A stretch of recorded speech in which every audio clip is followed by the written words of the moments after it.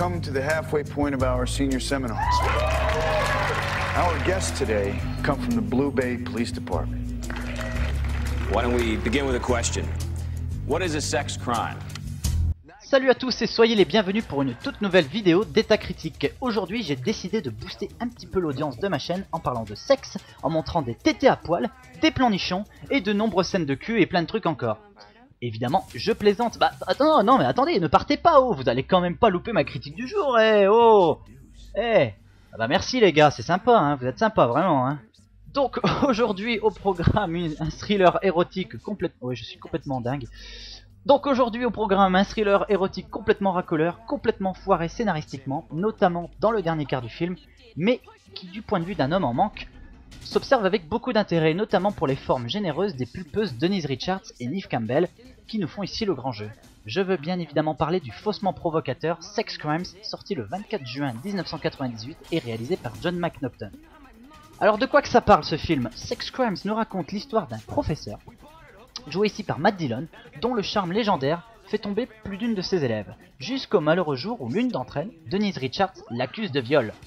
Et l'affaire ne s'arrête pas là, puisqu'une seconde élève, Neve Campbell, va l'accuser également quelques temps plus tard pour un autre viol. Alors ces deux événements ne s'avèrent être au final que le point de départ d'une gigantesque manipulation dont les rouages vont s'éclaircir en fait au fur et à mesure que le film progresse. Thriller aux multiples rebondissements donc, dont le titre français purement racoleur n'a en fait rien à voir avec le véritable enjeu du film, Sex Crimes pourrait nous faire croire que la thématique principale de l'œuvre tournerait autour de crimes sexuels, d'harcèlement, voire d'agression et de viol. Ce n'est vrai qu'un temps, mais ça sert juste de point de départ à une intrigue qui n'a ensuite plus rien à voir avec le sujet établi à la base. Du coup, ne vous attendez pas ici à un plaidoyer contre les violences sexuelles, ce film n'est en fait qu'un gros thriller, dont l'enjeu est de simplement amener le spectateur vers de fausses pistes autour de vols et de meurtres, et vers des révélations inattendues sur les personnages et leurs connexions entre eux. Niveau réalisation, ne vous attendez pas non plus à des prouesses du metteur en scène, ici c'est le minimum syndical. Même les scènes de cul ne sont pas sensuelles, car oui tiens, parlons un petit peu de cul. Ici on a droit à des scènes qui sont restées, entre guillemets, cultes, comme cette scène de plan à 3 avec Matt Dillon, Neve Campbell et Denise Richards, ou encore la scène d'embrassade dans la piscine entre ces deux dernières.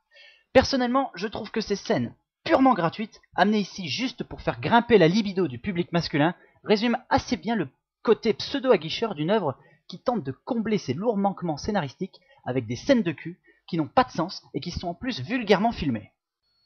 Manquements scénaristiques qui se manifestent d'ailleurs dans le dernier quart du film, où là, le métrage, qui avait quand même sur sa longueur une certaine forme de logique, perd toute crédibilité en enchaînant les twists pour rendre finalement le tout complètement stupide. Sorti de ce film, on a clairement l'impression qu'on s'est un peu foutu de notre gueule, on s'est laissé aguicher par un titre racoleur et des rumeurs de scènes torrides entre deux tétés, et au final, qu'est-ce qu'on a? Une œuvre putassière, avec deux scènes de touche pipi, doublées d'un pseudo-thriller qui tourne complètement en ridicule. Sex Crime c'est donc un gros navet qui se veut bien ficelé, mais qui en fait se fout carrément de la gueule du spectateur, un film dont il est difficile de croire qu'il a pu engendrer 3 suites derrière, sorti directement en vidéo, je vous rassure, il faut pas déconner non plus. Une bousasse que je ne vous conseille absolument pas, refaites-vous un bon Basic Instinct, mais évitez cette purge, ça vaudra mieux pour vous. Sur ce, je vous dis bye bye et à la prochaine.